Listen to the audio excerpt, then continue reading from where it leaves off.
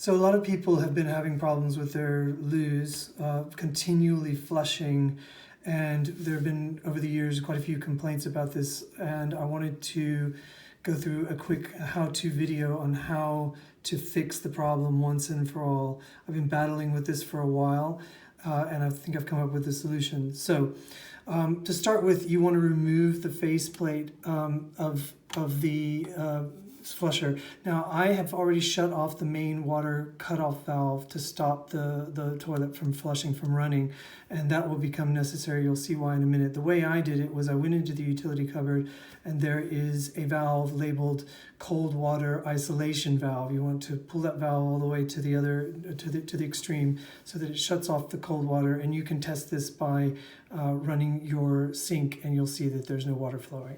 So once you are ready to open this up, you want to remove the silicone. I had silicone here. I'm not even sure why they put silicone along here, but if you carefully remove it with a knife or a putty knife, without scratching the chrome and without scratching the tile, it's pretty simple. Actually, once you get it off there, you can then go back with your thumbnail or a piece of plastic, and you can remove it cleanly.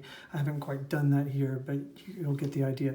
So once it moves, you take the plate and you just lift it up. It's spring-loaded, and you pull the top back.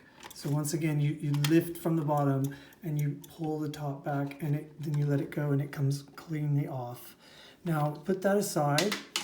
You'll see this gizmo here. And what this is these two screws hold this plate tight onto the wall. They're very simple. Normally, you just need a flathead screwdriver. It's not a lot of pressure. Pop it in there. You can use a coin as well. The slot is quite wide. Twist them anti-clockwise, and they will loosen up. Now, this whole thing will pull straight out, and you'll see these rods. We want to make sure that we put them back in the same position later. On my plate, the arrows face downward, and this metal bit along the bottom, that will be on the bottom. So just remember that. Put that aside. Now, what we're going to see inside here are two rods sticking out. These are the flush activators, the activation mechanism. They call this the activation block. You can see up in here, there's this thing called the activation block. At least that's what the plumber called it.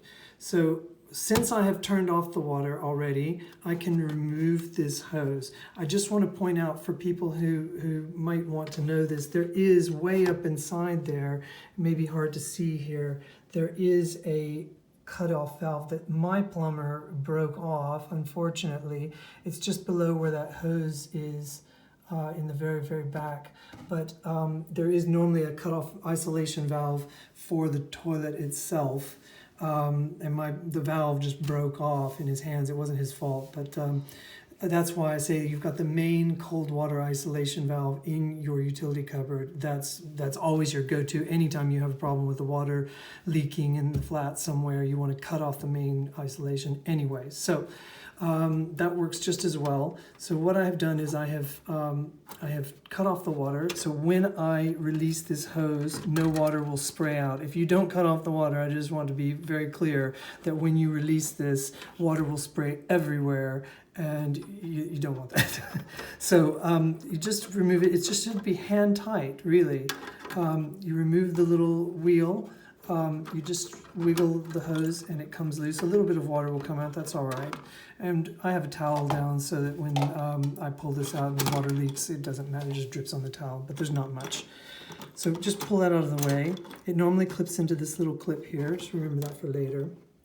Now, what we're going to do, it's a little bit of a jigsaw puzzle. This piece here is a square. It goes all the way into the back, you can see, and it slides in this little groove here. So we're going to slide it to the right. It just clicks over, and when that happens, the activation block can then fall down. It falls down, as you saw that happen.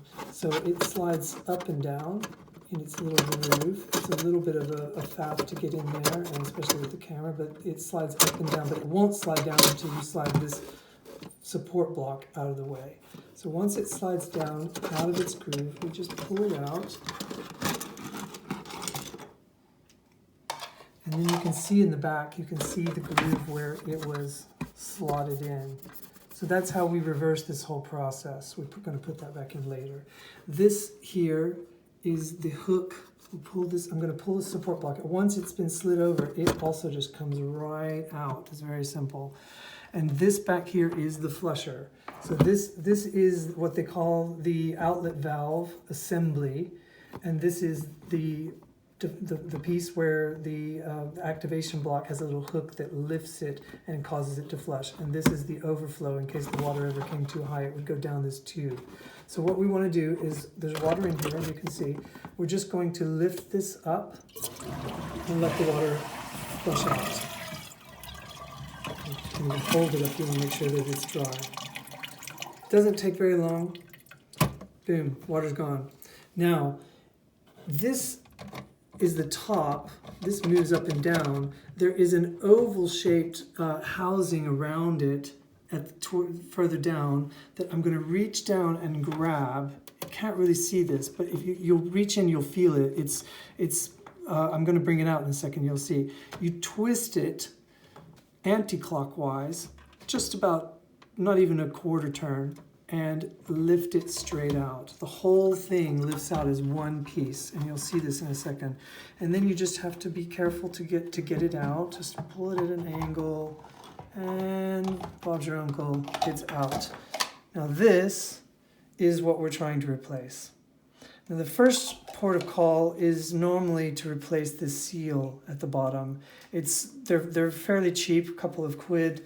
I bought extras and thought I was being smart by replacing the seal, but it didn't help. And the reason it didn't help is because my flush valve is actually bad. So you can try to replace these seals, and I'm going to post links where you can get these. And they're very simple. You'd pull the seal off like this. It's silicone. It's quite flexible, and you just have to put the new one back in its place. But since that didn't work for me, I had to replace the whole thing, and this was about 22 pounds, not too expensive. The reason that I had to replace it, I'm going to show you this now, is because when it pushes up and down, you'll see these little prongs at the bottom, and there's a couple of float devices in here. There's this styrofoam floater, and there's another one further down here, some sort, I'm not even sure if it's styrofoam, it's some sort of floating mechanism, but it goes up and down. When you flush, you pull it all the way up, and mine is quite loose, as it turns out. The new flush valve that I received is actually, there's some resistance here, and when you push it, it snaps back in. So there's a more forceful snapping motion to get that. So what happens is when you flush, it lifts the whole thing up, and then it goes a little bit further, and then as the flush goes down, that snaps back down, and it causes it to go down cleanly and aligned on the valve seat. And that's another thing I want to mention. There is a round, it's almost this sort of sharpness to it, opening at the very, very bottom. And what you want to do at this point is reach in there and feel around that opening. It's quite far down, and just make sure that it feels clean all the way around, that there aren't any hard water deposits, because that can also be a problem. And that's what our plumber came in and was looking at, but it ultimately didn't find any issue there. Just feel around. If you feel any hard water calcium deposits, just grab them with your fingernail and pop them loose. It's more of a plastic sealing valve seat, so whatever's on there would normally just come right off. It's not going to be like stuck to metal or anything like that. But you might have to work your hand down in there, and you'll feel it where this goes. So saying all that, Valve seat is perfectly clean. Now I've had to replace my valve. You might find that you can just replace the seal. And what we're going to do is we're going to reassemble this. It's really simple. It goes back in exactly the reverse order.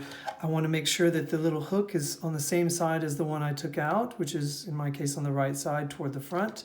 I'm going to tilt that back in. Just going to move the hose out of the way and work it in there. Take your time. Make sure it goes in. And then when it's vertical, you just put it straight down. And again, grabbing the plastic housing here, this is what we use to remove it. And this is what we're using to replace it. So the motion is just a click, and it clicks out. These things click out of their little holders, and it comes up. And when we reverse it, we put it back in, pop it back in. It's simple. You cannot miss. If you give it a little twist and it clicks into place, and you pull it, like I'm pulling this, and you'll feel that it's not going anywhere. It's solid. So that means it's in. It's foolproof. You can't mess this up. So now that that's in, we want to replace everything in the reverse order that we had before. Now, from experience, I can tell you this needs to go in first. And these pegs need to go into the slots at the very back. You can see there are two slots there. They're the dark things here. These pegs go in. And once they're in those little slots on the right side, then these little square tabs here will drop down into place. Leave it there on the right side. Remember, we pushed it to the right to unlock everything. Now, this is your activation block. This can also be replaced, by the way, if there's any binding, you'll find that, mine's quite calcified here, but that's not impeding its function, so I'm not replacing it, but it's a part that can be replaced, as any of these parts can be replaced. I just want to make another note that when you pull this out, be careful not to twist these rods, because they are normally adjusted by length, and to adjust them you rotate them a quarter turn, slide them in this little channel, and rotate them back, and you can see these threads, they lock into threads that are in this channel. If you change the length of this, it's going to change the flushing characteristic, and there needs to be a tiny bit of play when you press that flush plate. Otherwise, it will constantly bind, it will be pushing on the flush mechanism, and it can cause the toilet to continue to flow. So we don't want that. It should have been set correctly when it was installed. On the off chance that it wasn't, you can play with that and make sure that you adjust it carefully and give a couple of mil play when you're pushing on the plate. But ordinarily, you want to just make sure you don't change it from what it was. I was quite foolish one time and was pushing it around, and I had to reset the whole thing and fix it. So now what I'm doing is I'm pushing this back in. You can see it's back in there. And remember, we have this groove at the very back. I know that's hard to see, but there's a groove. And there's a piece of plastic on the back side of this activation block. If you just make sure that it goes into the groove and slide up, so there it's, you can see that it's slid up, and I'm going to push it to its very limit. And now I'm going to lift it with one hand. I'm trying to do this so that you can see on the camera. It needs to go completely up so that the tabs that are underneath at the very back bottom can clear this little piece. And then when I pull the support block over to the left, now you can see that it is underneath that piece there. You can see that it has gone underneath. You see that away, and now it's back. Away, back. So snap it all the way to the left. It'll snap into place pretty firmly. Just leave it there. And then replace the hose into its little clip here, and replace the hose on the left side. So you may have to like attach the hose before you put it in the clip. This piece just slides in. There's a little O-ring inside that should not have popped out when you disassembled this. It should just go back in like that, and this thing turns on top, and hand tighten. Literally, don't go too tight. It is not necessary. The water pressure will create a lot of force in there, so you don't need to tighten it very tight. And then just make sure it's in that clip. It's fine. Now, we're back to the point where we can flush it. At this point, I'm going to turn on the water really quickly and just test the flush, because we don't want to go too far without testing it.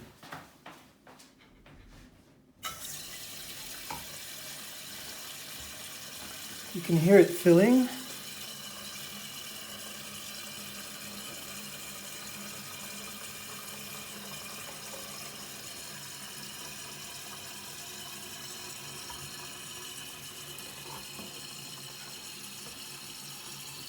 So when it's ready, what I'll do is this little hook needs to go into normally I would put the hook into the ring that I showed you earlier where it flushes before I did any of this, but it's so difficult to show that on camera. You can literally just push it down into place and push that back on top of it, and you can see the flushing mechanism there. So when I push these rods, it lifts the flusher. Now we're going to let it go. It's going to fill again. You should just be able to push the rods, drop them, and it should just start to fill, and it shouldn't leak.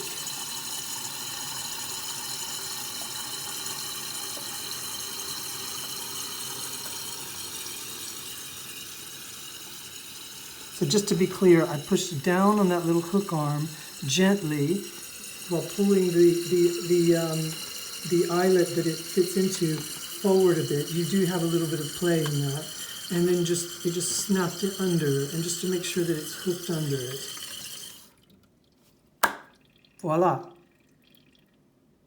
And it is no longer free flowing. So now I'm going to show you how to put back the faceplate. Very simple. As I said before, turn these little arrows so they're straight down. Hold them with your thumbs. Put them into the holes. And then the tricky bit is to reach up behind with each of these flushing rods, or in front, however you want to get it, just to get them into guide them into their holes. There's one. Oops, that's going to happen. Where's the other one? Come on. Sure enough, sod's law when I'm trying to do it on camera. It's going to be difficult, right? So basically, you can put those on first, and then you can put the rod into its hole here. So you could pull those are, play around with it however you want, and then once you get them in, center this. It just needs to center sort of wherever you feel like it was before. You can adjust this later. Push those straight back. You can turn them with your fingers. Give them maybe one notch more with the screwdriver. Actually, that's already tight. I don't want to overdo it here.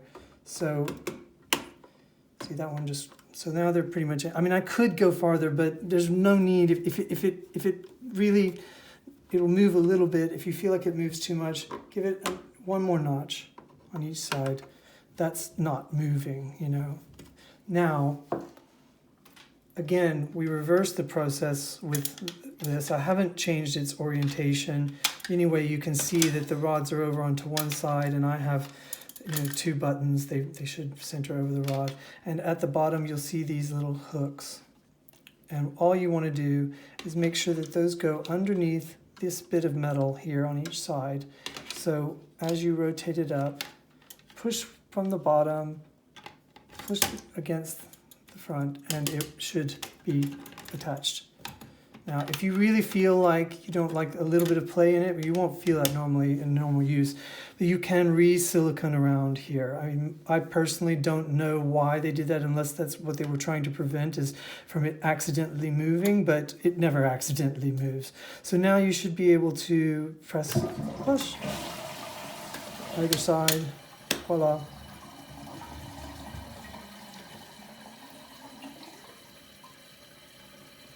This is the most entertaining part, waiting for the loo to fill. So with any luck, with one of those three interventions, cleaning any hard water deposits around the edge of the seal, where this seal goes down, you'll find that you can feel around it, cleaning that out, changing the actual valve seal. They do age over time. They last quite a long time, but eventually anything is going to deteriorate. Change that. Again, $2.50 online. The shipping cost more than the actual valve seal, so I got two for $10 with shipping.